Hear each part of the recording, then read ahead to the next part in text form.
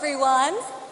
Thank you for all being here and for the incredibly warm welcome.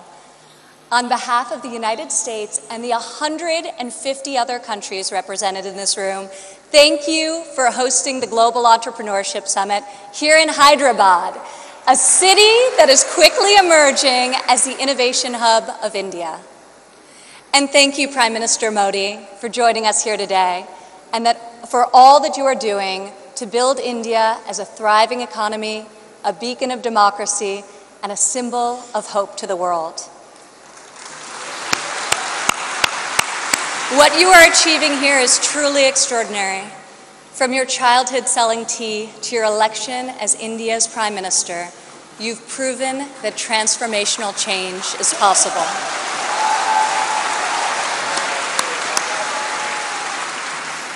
And now you are bringing that promise to hundreds of millions of people across your country.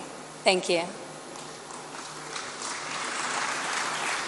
To the people of India, I want to congratulate you as you celebrate the 70th anniversary of your independence. You are celebrating it as the world's largest democracies and one of the fastest growing economies on earth.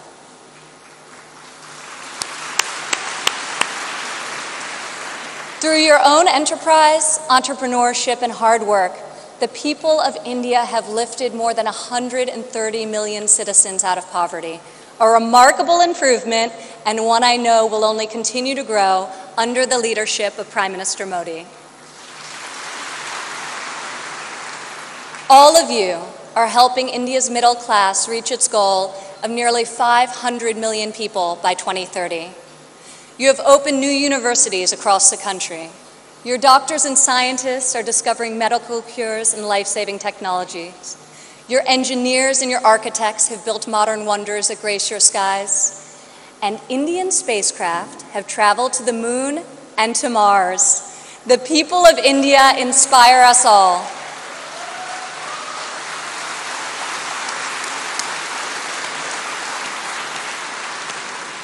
This is the first time India has hosted the Global Entrepreneurship Summit.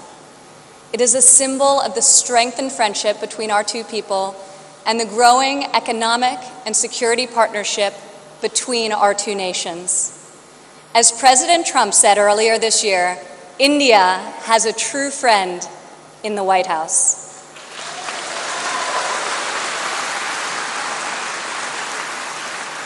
I would like to thank the State Department for co-hosting this incredible gathering. I would also like to thank Governor Narendra Modi and all elected Indian officials who are here with us tonight for welcoming us to your beautiful country. Thank you. It's incredible to be in this ancient city brimming with transformative technology. Now, your tech centers may even outshine your world-famous biryani. Maybe. CEOs like Microsoft's Satya Nadella went to school right here in Hyderabad.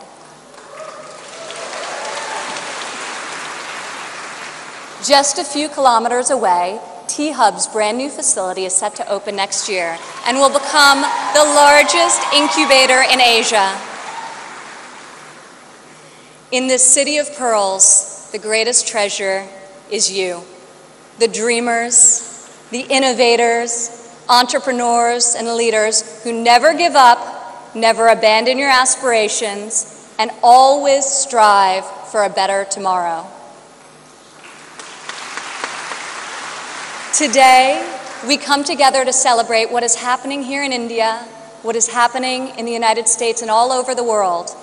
Entrepreneurs are revolutionizing our economies and improving our societies. You are rewriting the rules. You have the inspiration and drive to serve our communities through the projects you start and the businesses you build. You have the grit, the perseverance, and the will to succeed.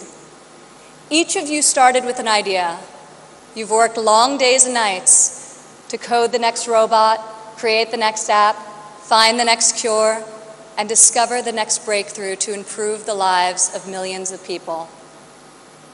Some may have tried to convince you that the risks are too great, the rewards too small. But you are here today because you are not afraid to fail. You want to own your future. So I want to congratulate you on all that you have already accomplished.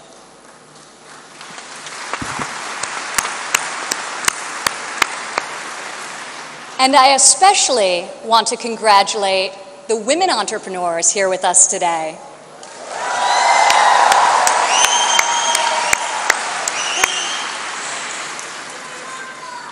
Thank you. This year's summit is focused on a theme that is key to our future: women first, prosperity for all. I'm proud to say that for the first time ever, women make up the majority of the 1,500 entrepreneurs selected to attend this summit. I see all of you out there.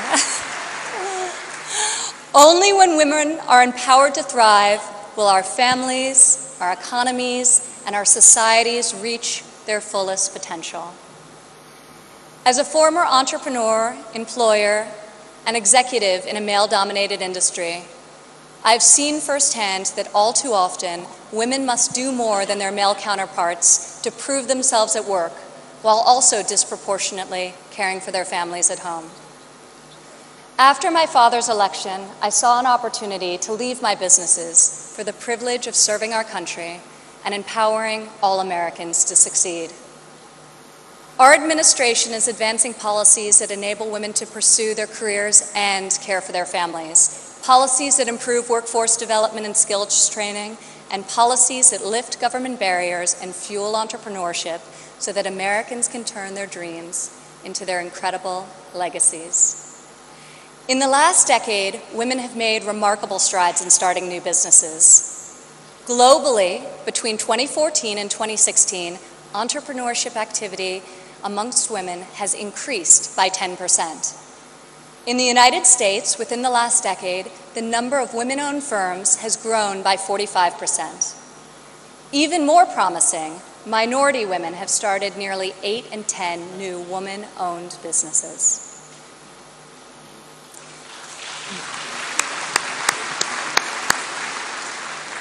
Today, more than 11 million women in the United States own businesses. They employ nearly 9 million workers and generate over $1 trillion in revenue.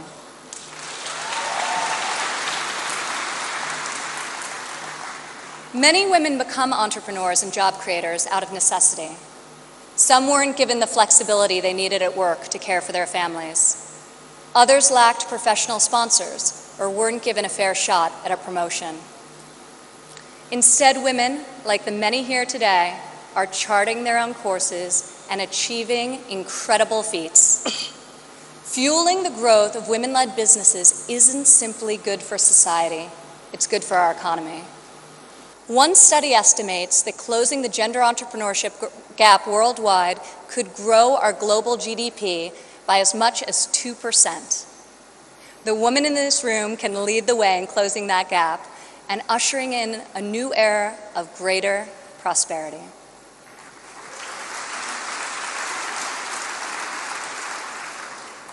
Yet despite the soaring rate of female entrepreneurs, women still face steep obstacles to starting, owning, and growing their businesses. We must ensure women entrepreneurs have access to capital, access to networks and mentors, and access to equitable laws. In developing countries, 70% of women-owned small and medium-sized businesses are denied access to capital. The result has been a nearly $300 billion annual credit deficit for women entrepreneurs in the developing world.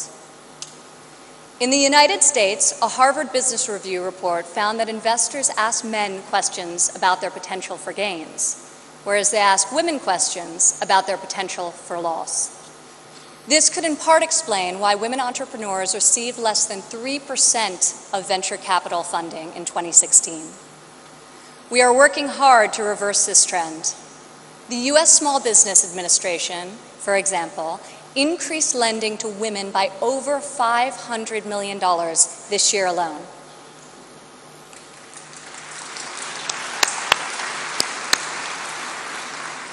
When it comes to networks and mentorship, roughly half of women in the United States say they have difficulty finding a mentor. Yet mentorship is critical to success, as each of you knows. Entrepreneurs need professional guidance to help them start and grow their business. In the United States, we are fostering mentorship through programs such as SCORE, a nationwide initiative where successful men and women coach those who want to become their own CEOs. And when it comes to equitable laws, while many developed and developing countries have made tremendous strides, there is still much work to be done. In some countries, women are not allowed to own property, travel freely, or work without the consent of their husbands.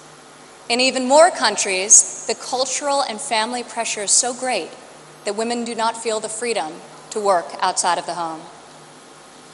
Our administration is striving to promote greater opportunity for women around the world, both through our domestic reforms and our international initiatives.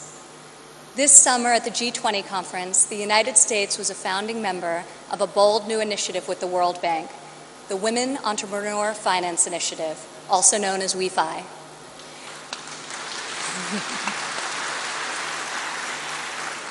This facility provides access to capital, networks, and mentorship for women in developing countries.